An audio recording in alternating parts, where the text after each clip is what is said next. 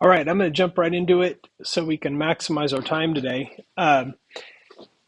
Today we're going to cover Python tools for data science and some basic data science principles. I want you to know that this is a huge topic and it's fairly technical. And so my expectation is just to give you some idea of how some of this stuff works. Uh, I don't expect you to be proficient in any aspect of data science after this because it's just too much information.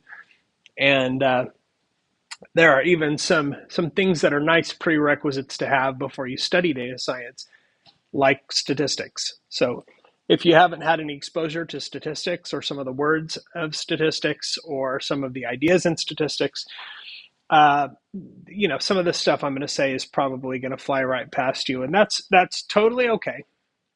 I just want to give you a sense of what data science is, how it works, some of the big ideas in data science, and then give you some demonstration of how Python is used for data science. So with that, let's jump right in.